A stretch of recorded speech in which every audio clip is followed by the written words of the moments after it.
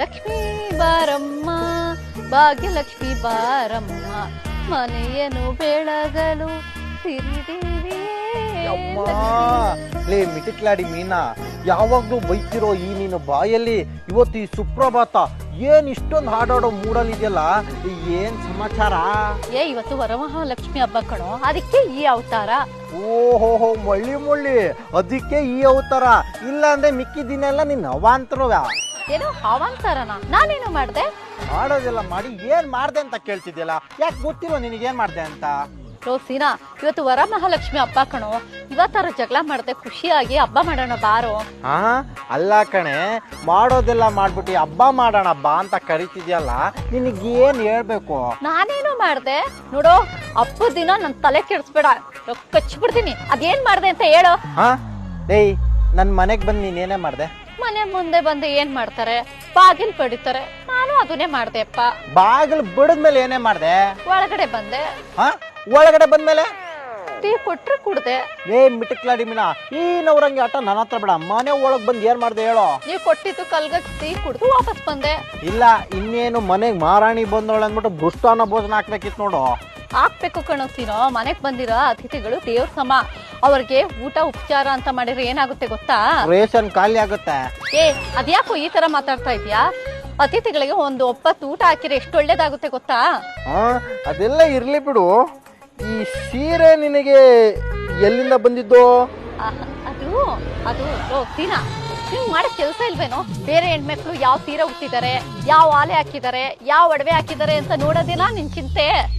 ಲೇ, ಚಿಂತೆ ಅದಲ್ಲ ಕಣೆ, ಈ ಸೀರೆನ ತುಂಬಾ ಹತ್ರದಿಂದ ನೋಡಿರೋ ತರ ಅನ್ನಿಸ್ತಾ ಇದೆ. ಏನು ನಿನ್ ಗೋಳು? ನೋಡೋ, ನಾನ್ ಪೂಜೆ ಮಾಡ್ಬೇಕು, ಇಲ್ಲಿಂದ ಸುಮ್ನೆ ಹೋಗು.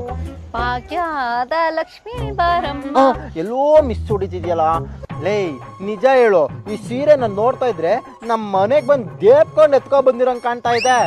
ಸೀನಾ, ಈ ಸೀರೆ ನಿಮ್ಮಮ್ಮನೆ ಕಣೋ ಕೊಟ್ಟಿದ್ದು. ಇಲ್ಲಿದೆ ನೋಡು ಮ್ಯಾಟ್ರೋ.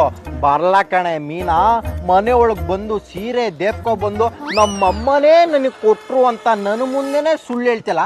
ಎಷ್ಟು ಧೈರ್ಯ ಇರ್ಬೇಡ ನಿನಗೆ? ಅಯ್ಯೋ, ಇದು ನಾನ್ ಕತ್ತಿದ್ದಲ್ಲಪ್ಪ, ನನ್ನ ಹತ್ರನೇ ಬೇಜಾನ್ ಸೀರೆ ಇದೆ, ನಾನ್ ಯಾಕೆ ಕದಿಲಿ? ಇದು ನಿಮ್ಮ ಅಮ್ಮನೇ ನನಗೆ ಕೊಟ್ಟಿದ್ದು. ನಮ್ಮಮ್ಮನೇ ಸೀರೆ ಕೊಟ್ಟಿದ್ರೆ ಸೀರೆ ಕಳ್ದೋಗಿದೆ ಅಂತ ಯಾಕೆ ಬಾಯ್ ಬಡ್ಕೋತಾ ಇದ್ರು? ಸೀನಾ, ನನ್ಗೆ ಈಗ ಅರ್ಥ ಆಯ್ತು ಕಣೋ. ಏನ್ ಅರ್ಥ ಆಯ್ತಿದೆ?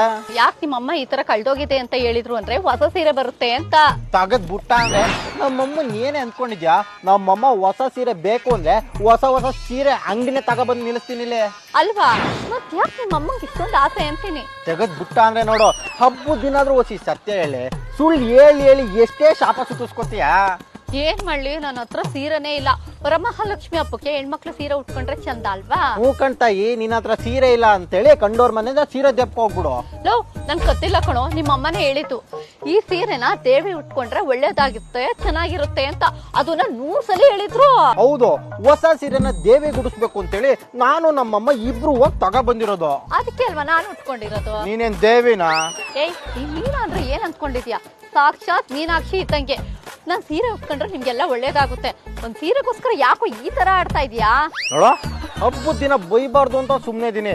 ಸೀರೆಲೇನೋ ಚೆನ್ನಾಗ್ ಕಾಣ್ತಿದ್ಯಾ, ಅಟ್ಲೀಸ್ಟ್ ಒಳ್ಳೆ ಮನ್ಸಿನ ಪೂಜೆ ಮಾಡು, ಎಲ್ರಿಗೂ ಒಳ್ಳೇದಾಗ್ಲಿ. ಸರಿ ಕಣೋ. ಅಚ್ಚರಿ, ಹಬ್ಬಕ್ಕೆ ಏನ್ ಸ್ಪೆಷಲ್ ಮಾಡಿದ್ಯಾ?